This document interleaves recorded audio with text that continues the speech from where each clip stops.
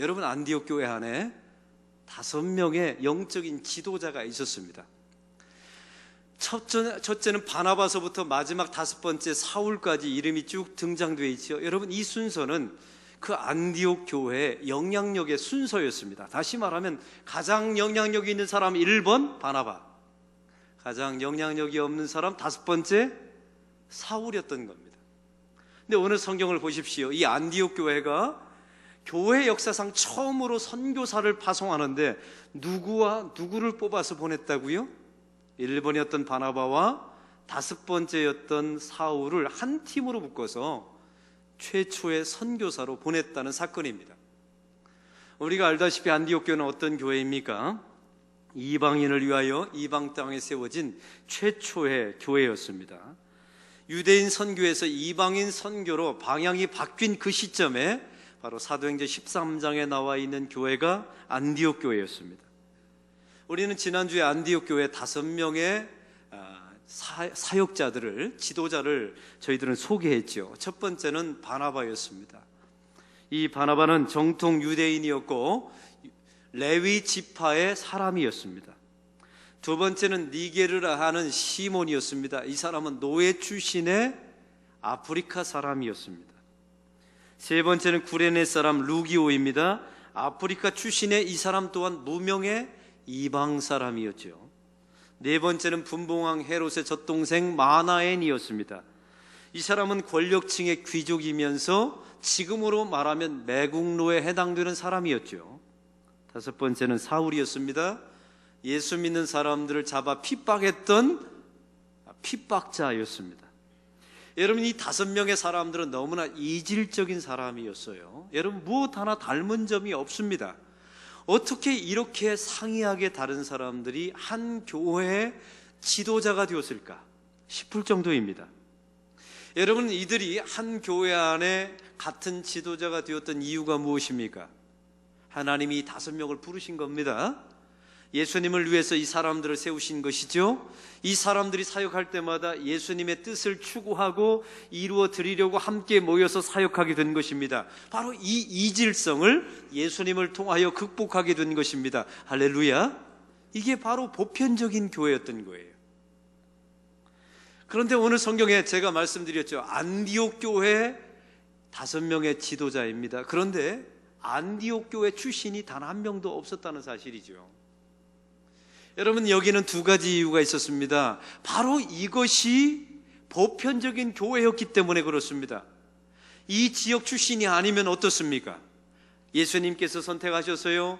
예수님이 부르시고 예수님을 위하여 예수님의 이름을 높이기 위하여 하나님 앞에 부름받은 사람이에요. 그거 이상의 무슨 목적이 따로 있습니까? 바로 그게 보편적인 교회였다는 거예요. 서로 이질적인 사람들이 모여서 예수님을 위하여 일하는 교회, 그게 바로 초대교회의 모습이었습니다. 그 교회가 또한 우리 안락교회인 줄로 믿습니다.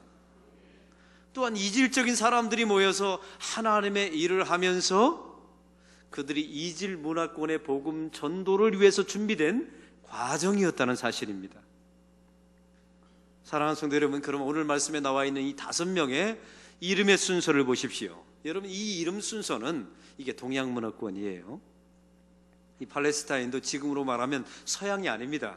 동양은 그의 인지도와 영향력에 따라서 사람을 배열하지 않습니까? 그래서 오늘 성경의 바나바, 시몬, 루기오, 젖동생 마나엔, 이 사울의 순서는 그 안디옥 교회 인지도의 순서대로, 영향력의 순서, 중요도의 순서에 따라 배열하게 된 것입니다.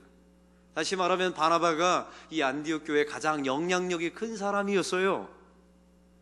그러면 이 5명의 지도자 가운데 가장 영향력이 없는 사람은 누구라고요? 사울이었습니다. 여러분, 한번 생각해 보세요. 사울은 예수 믿는 사람들을 잡아 핍박했던 사람이었어요.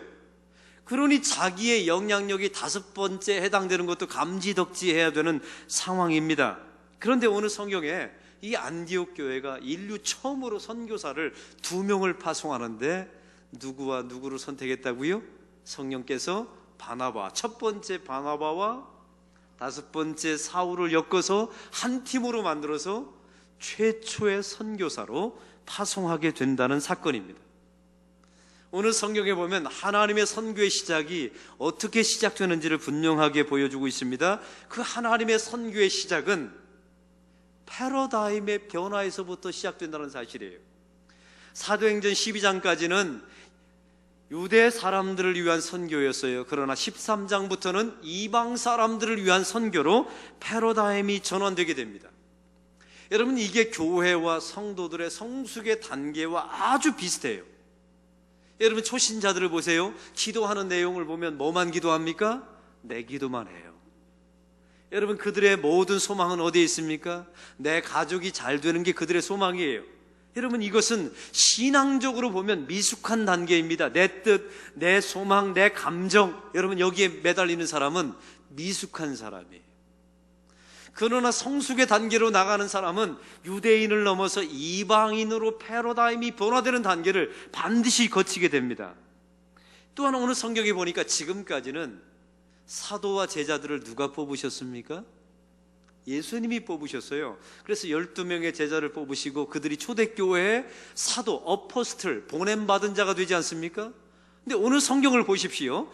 이 사도행전 13장서부터 보면 이 패러다임이 바뀌어요. 누가 사도를 선택하냐면, 누가 선교사를 선택하냐면 성령님이 선택하십니다. 여러분, 지금도 마찬가지예요. 저와 여러분은요, 집사이기 전에 여러분은 사도입니다.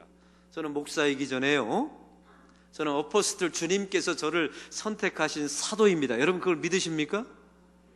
여러분은 이 땅에 그냥 어영부영 사는 사람들이 아니에요. 예수 믿은 후에 하나님 성령께서 여러분을 직권적으로 부르셔서 하나님의 성령의 사역을 맡겨주신 하나님의 사도이심을 믿으셔야 합니다. 이게 사도행전 13장 이후부터 2000년이 지난 지금까지의 역사의 패러다임의 변화예요. 여러분, 예수님께서 12명의 제자를 선택하셨습니다. 그런데 가룟 유다가 떠나버렸죠. 그 한 명을 채우기 위해서 13번째 사도를 세웁니다. 어떤 방식으로요?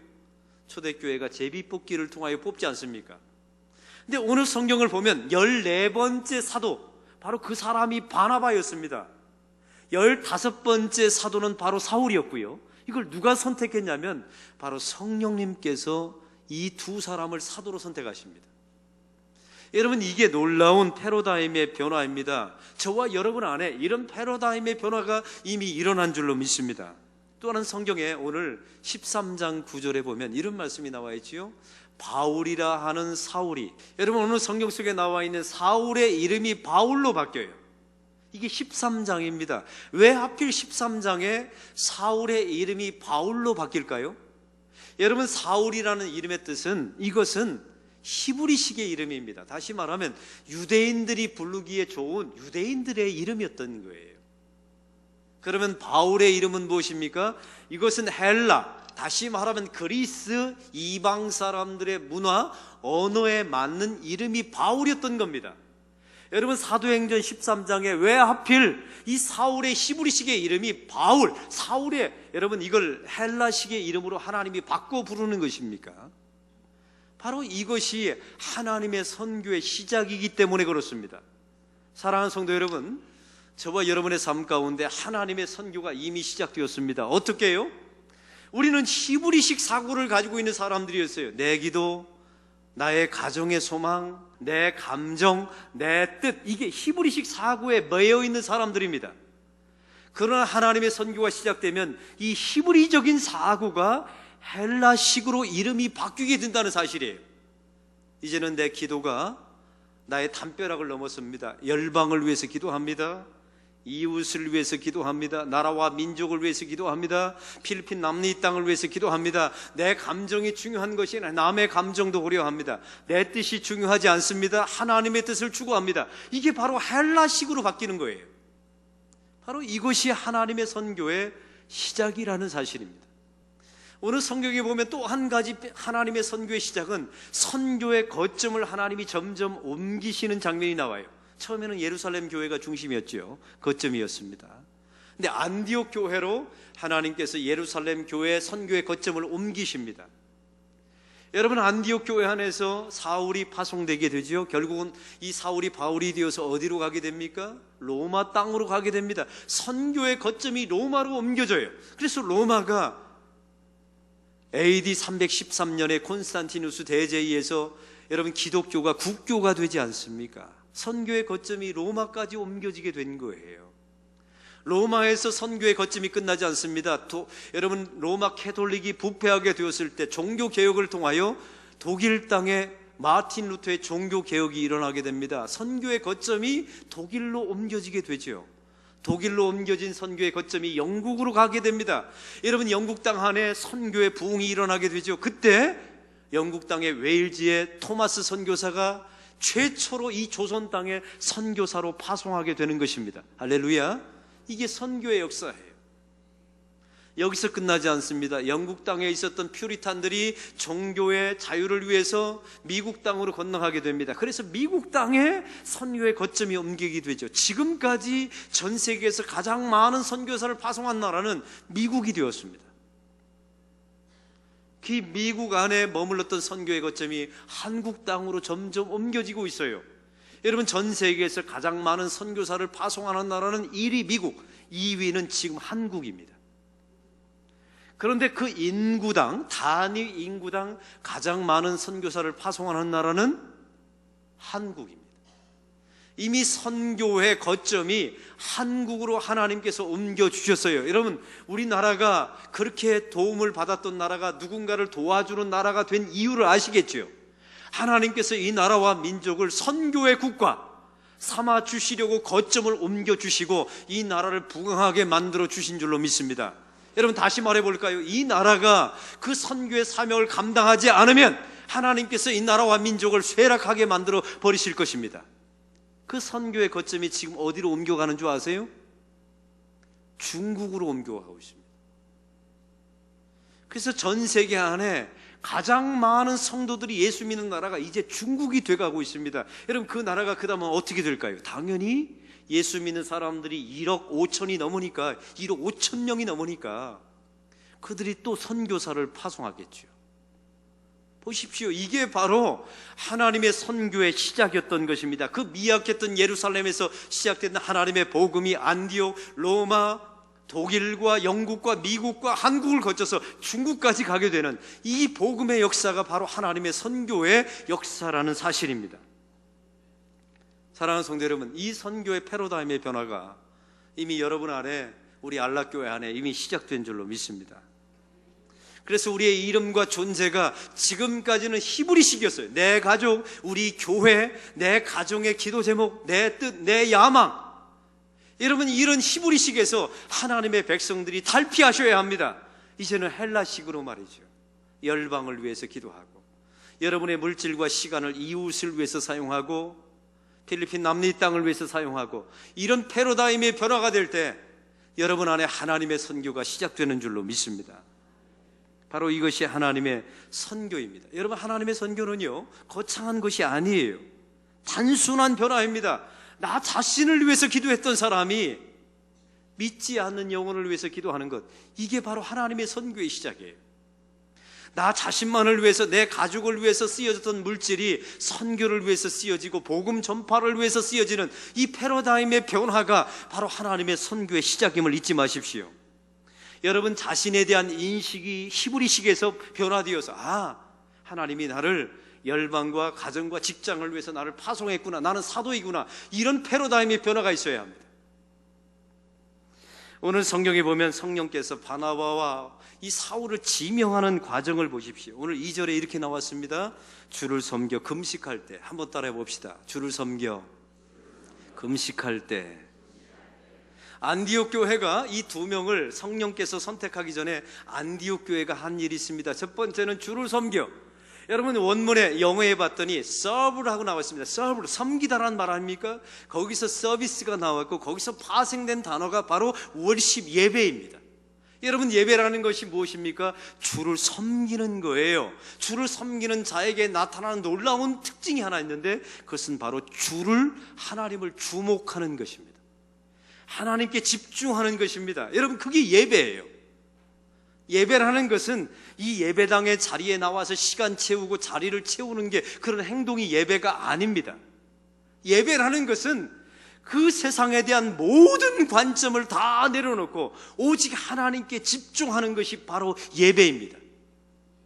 안디옥 교회가요, 주를 섬겨 하나님 앞에 예배함을 통하여 하나님께 집중해서요. 또한 오늘 성경은 말합니다. 두 번째로 뭘 했다고요? 금식을 했다는 거예요. 여러분, 금식은요 단순하게 음식을 끊는다, 굶는다 이런 의미가 아닙니다. 여러분, 교회 안에서, 신앙 안에서 금식의 의미가 뭔지 아세요? 하나님, 저는 외부로부터 저에게 들어오는 모든 힘과 능력의 근원을 제가 다 차단하겠습니다 라는 신앙 선언과 고백입니다. 우리 안에는요 내 의지가 있어요. 이게 다 내 힘입니다. 우리 안에는 내 경험이 있습니다. 다 내 힘이에요. 외부로부터, 우리 안에는 세상의 히스토리가 있습니다. 여러분이 살아왔던 삶의 배경이 있어요. 이게 다 외부로부터 공급되어지는 힘이에요. 그래서 교회와 하나님의 사역을 할 때 내 경험을 사용하죠. 어떤 사람은 내 의지와 내 지식을 사용합니다. 그런데 금식의 의미는 뭔지 아십니까? 이런 외부로부터 나에게 들어오는 모든 힘의 근원을 내가 다 끊어버리겠다는 뜻이에요. 그러면 누구로부터 나의 능력을 공급받겠다는 고백입니까? 오직 하나님께로부터 공급받겠다는 뜻이에요. 그게 바로 금식의 의미입니다. 사랑하는 성도 여러분, 세상에 길이 막혔을 때, 어려움이 있을 때 여러분 안에 문제가 무엇인 줄 아세요? 사람의 소리를 듣습니다. 주변의 환경의 영향력을 받습니다. 세상의 지혜의 힘을 빌립니다. 그래서 저와 여러분이 점점 문제가 풀려지지 않는 거예요. 제가 여러분에게 선포합니다. 그때마다 밖으로부터 여러분 안에 공급되어지는 모든 힘을 예수의 이름으로 끊어버리십시오. 그게 바로 금식이었던 겁니다. 여러분, 그 금식을 통해서 하나님께 집중하게 되어 있는 거예요. 그제서야 성령의 소리가 들리게 됩니다. 바나바와 사울을 따로 세우라라는 성령께서 그제서야 말씀하게 된 것이죠. 그러면 오늘 말씀해 보면 성령께서는 왜 바나바와 바울을 지명하셨을까요? 첫 번째 선교사로 말이죠. 마나엔도 있고 루기오도 있고 시몬도 있는데 왜 하필 첫 번째 바나바와 다섯 번째 사울을 이 첫 번째 선교사, 사도, 어포스톨로 하나님께 성령께서 선택하셨을까요? 이게 오늘 설교의 가장 중요한 초점입니다. 바나바가 지명되었을 때 안디옥 교회는 생각해 보십시오. 무슨 생각을 했을까요? 이제 우리 교회는 큰일 났다고 생각했을 거예요. 왜냐하면 바나바를 빼내가면 여러분 교회가 흔들릴 것이 자명하기 때문입니다. 왜요? 첫 번째 영향력을 가지고 있는 사람이 안디옥 교회 바나바였으니까요.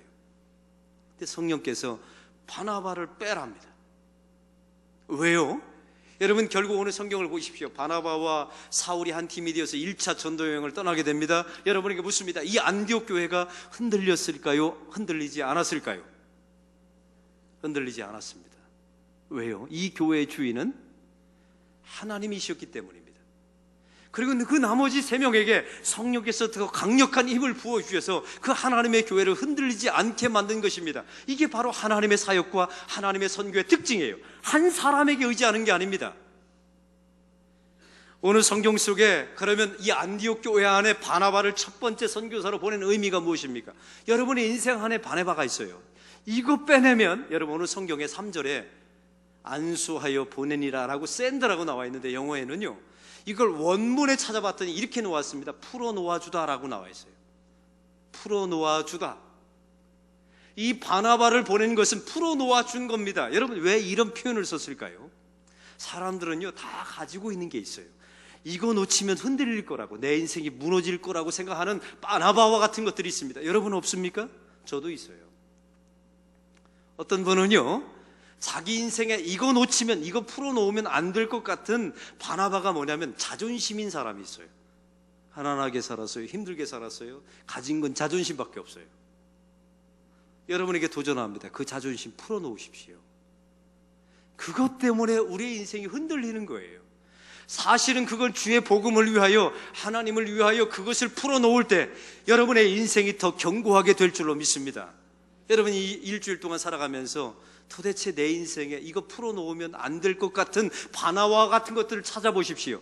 근데 그걸 예수의 이름으로 풀어놓아 보세요. 하나님께서 저와 여러분의 인생을 더 강력하게 만들어 주실 줄로 믿습니다. 하나님의 선교라는 것은 무엇입니까? 내 인생에 이것 아니면 안 된다는 것들, 바로 그것을 주를 위해서 내어놓으십시오. 그게 하나님의 선교의 시작이었던 것입니다. 그럼 오늘 말씀에 그러면 다섯 번째였던 이 사울을 선교사로 성령께서 선택하신 이유가 무엇일까요?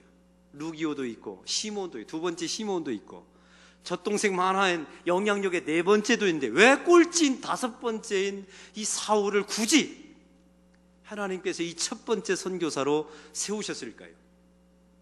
여기는 또한 하나님의 계시가 있습니다. 사람의 능력과 준비됨에 따라서 하나님의 사역과 선교가 시작되는 것이 아니랍니다. 하나님의 선교는 하나님이 하시는 것입니다. 하나님께서 다섯 번째였던 사울을 선택하셨어요. 13장 이후를 보세요. 여러분, 이 성경 속에서 가장 첫 번째가 누가 됩니까? 사울이 됩니다. 참 놀라운 하나님의 역사이죠.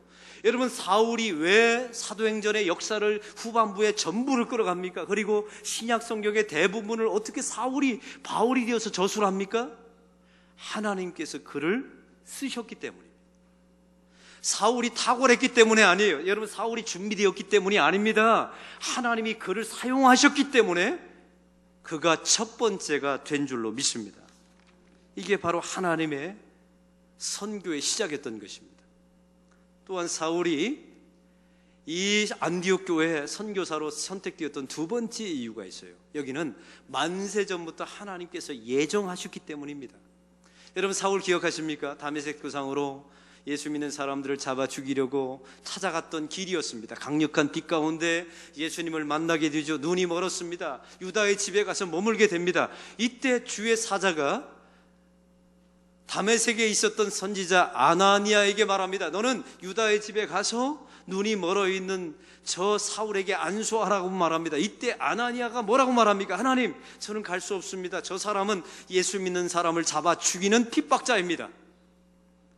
이때 예수님께서 아나니아에게 유명한 9장 15절 말씀을 합니다. 들어보십시오. 가라, 이 사람은 내 이름을 이방인과 임금들과 이스라엘 자손들에게 전하기 위하여 택한 나의 그릇이라.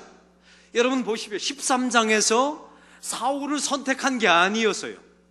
이미 다메섹 도상에서 9장에서 예수님께서 사울을 이방인 선교를 위해서 선택하신 것입니다.